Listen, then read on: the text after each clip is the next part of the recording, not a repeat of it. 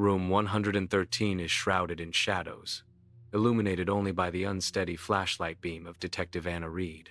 Dust dances in the air, illuminated by the flashlight, hinting at neglect and secrets. Anna runs a gloved hand across a dusty table, seeking answers in the silence. Anna's voice cuts through the silence. "Anything, Detective Miller?" Detective Miller's voice echoes in the emptiness. Just emptiness. The town square pulsates with life, a symphony of laughter and trade filling the air. Amidst the cheerful chaos, Sarah shares a light-hearted moment with a friend, her eyes sparkling with youthful joy. A discordant melody weaves its way through the vibrant scene, a subtle harbinger of impending doom. A shadow begins to creep across Sarah's face, a flicker of unease dimming her bright eyes. Her gaze drifts towards the edge of town, a subtle worry etching itself onto her features. The idyllic facade begins to crack, revealing a hidden darkness that threatens to consume the town. Under harsh fluorescent lights, the town hall becomes a crucible of fear. The mayor, beads of sweat glistening, struggles to maintain control as unease fills the room, his voice strained. The mayor insists, "We need to remain calm. There's no need for panic." Sarah's trembling voice pierces the mayor's forced calm. "But people are disappearing. We can't just ignore it." A wave of agreement surges through the crowd, validating Sarah's fears. The meeting spirals into chaos, the palpable sense of unease threatening to consume them all. Under the fading twilight, an empty field stretches into the distance, a symphony of desolation played by the whispering wind. Dilapidated fences stand as silent sentinels, their broken forms casting long, eerie shadows across the field. The wind whispers through the tall grass, a haunting melody weaving tales of forgotten times. A lone figure emerges, a silhouette against the twilight sky, drawn towards a dilapidated building in the distance. In the dim confines of room 113, dust dances in the faint light as a lone investigator cautiously steps inside. Rain whispers against the cracked window, the room holding its breath as the investigator's footsteps echo softly on the creaking floorboards. A splintered desk and a solitary chair stand sentinel in the sparse room, their silence amplifying the mystery. Drawn by an unseen force, the investigator approaches the desk, the air thick with untold stories. A half-open journal lies on the desk, its pages hinting at secrets waiting to be unveiled. The investigator pauses, the silence broken only by the creaking floorboards beneath their feet. A water-stained journal lies open, its brittle pages whispering secrets of a haunting past.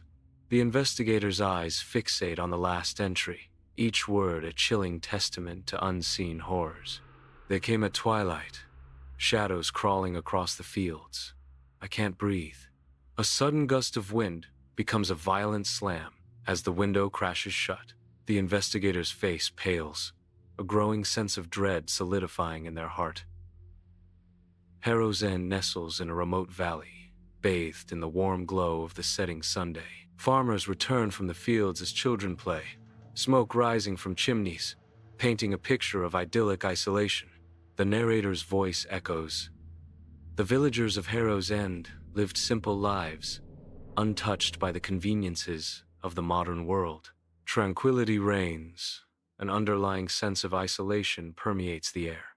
In the dimly lit village tavern, shadows stretch long, mirroring the deep worry etched on the faces of the elders. Joshua, the village blacksmith, speaks in hushed tones, his words heavy with dread. The livestock, more are gone, vanished without a trace. Sarah, a local farmer, her voice trembling, shares her growing fears. "My children. They say they hear voices in the hills, whispers on the wind." The tavern air hangs thick with unspoken dread, each clink of tankard swallowed by the pervasive tension. The woods surrounding Harrow's End are cloaked in darkness, rustling with unseen terrors. Unearthly light flickers through the trees, hinting at a sinister presence. The air grows heavy with dread, a silent warning of the evils lurking just beyond. A villager's terrified face peers through a curtained window, eyes wide with fear. The curtain trembles slightly as the villager's breath hitches, the terror palpable. The frozen fields stretch endlessly under the cloak of night, the wind's relentless howl, a symphony of desolation. An owl's haunting call slices through the frigid air, followed by a distant, ominous crash. A faint, unsettling hum vibrates through the earth, adding to the eerie isolation. Beyond the tree line, a distant, flickering glow hints at an unknown presence. In the oppressive confines of room 113, Anna's breath clouds the grimy window, her gaze fixed on distant lights. The lights flicker, revealing silhouettes emerging from the darkness. Impossibly tall, slender figures. Their movements synchronize unnervingly, their actions seemingly dictated by a single, unseen will. Anna is paralyzed by fear as she observes their grotesquely stretched limbs. Eerie amber light emanates from their eyes, piercing the darkness with an unsettling glow. Though they remain silent, Anna feels their malevolent gaze, chilling her to the very core. Doors splinter open, the town's tranquility shattered by sudden screams. Panic ignites as towering figures stalk the streets, their amber eyes burning into the souls of the terrified. The scene descends into chaos, a tableau of fear painted against the backdrop of a silent, snowy night.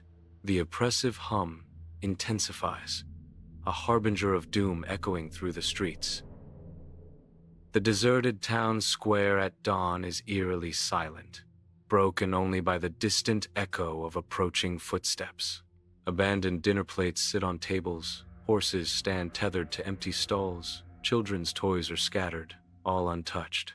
Sarah and the search party enter the square, the palpable absence of life creating a chilling atmosphere. Sarah surveys the scene, her unease growing with each passing moment in the silent, empty square. "This isn't right," Sarah murmurs, voicing the dread that hangs heavy in the air. Inside the abandoned home, an eerie stillness lingers, the remnants of a life interrupted. Anna lifts a framed photograph. The smiling face is a stark contrast to the surrounding desolation. A mixture of sadness and fear clouds Anna's face as she contemplates the family's sudden disappearance. Her voice barely a whisper, Anna utters, "Where did they go?" Sarah forcefully breaches the door to room 113, stepping into a scene of utter chaos. The shattered mirror casts distorted reflections, amplifying the room's palpable sense of terror. Mark examines the deep slashes etched into the walls, a testament to desperate struggle. A blood-stained feather lies on the floor, a silent witness to a battle against an unseen force. Mark states, "Something happened here." The extraterrestrial abduction theory posits a link between the town's disappearance and unexplained aerial phenomena. Unusual geometric patterns observed in the surrounding forest are considered potential indicators of extraterrestrial involvement. These elements suggest a scenario where the town was taken by an advanced alien civilization. The theory relies on the assumption that an advanced alien civilization possesses the technology to abduct an entire town. Absence of conventional explanations for the town's disappearance strengthens the plausibility of the extraterrestrial abduction theory. The extraterrestrial abduction theory remains a speculative explanation, lacking concrete evidence. The interdimensional rift theory suggests Harrow's End was pulled into another dimension due to a tear in reality.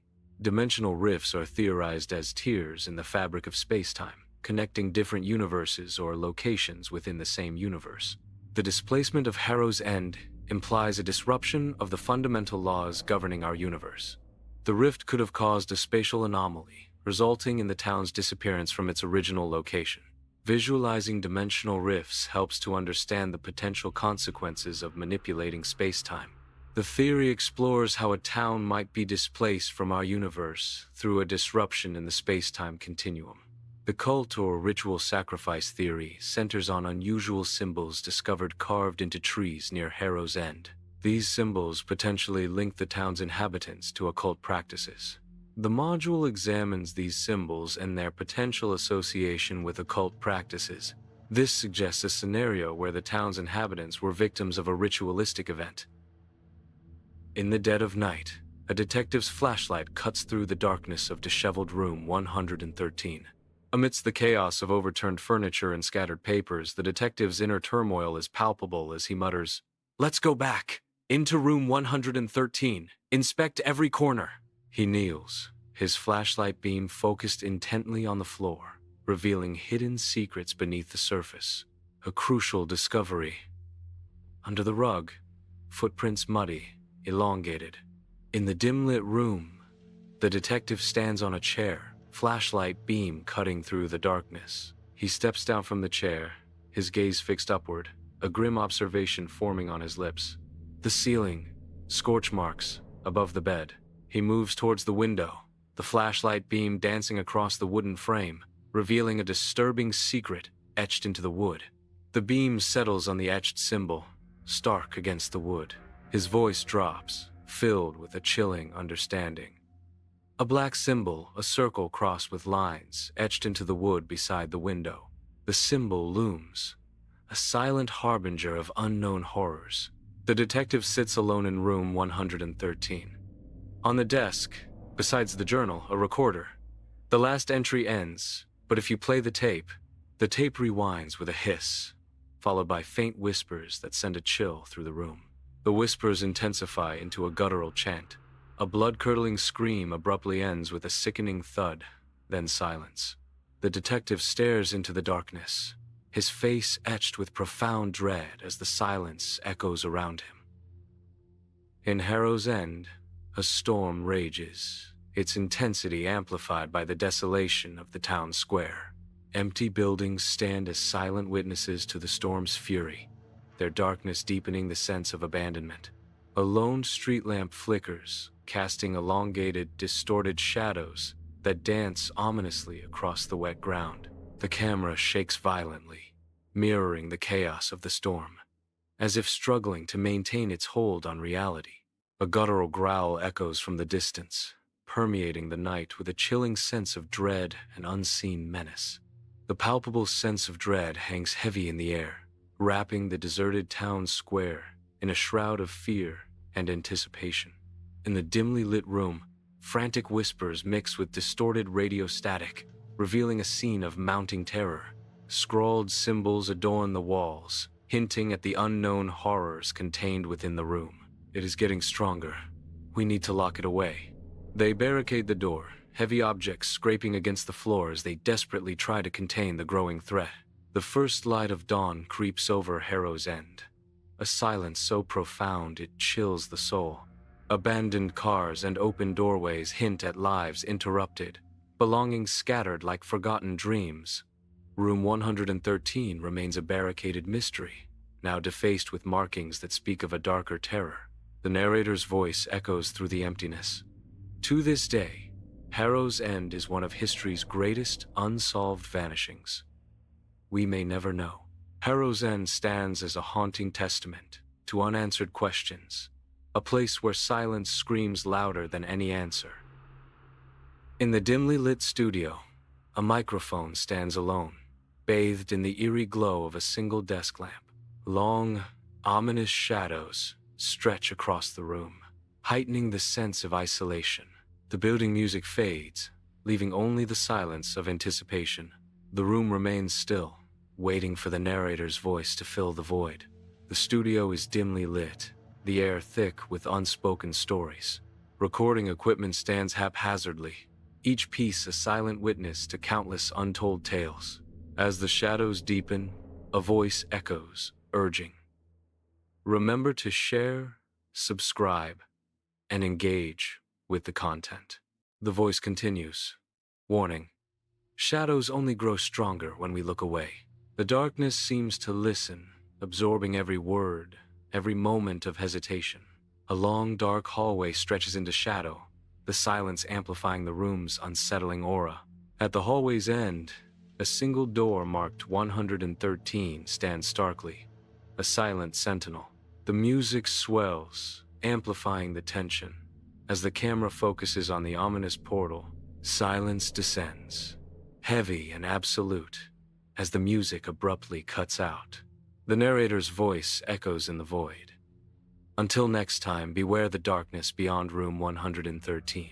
The door looms, an invitation and a warning. The darkness of room 113 awaits.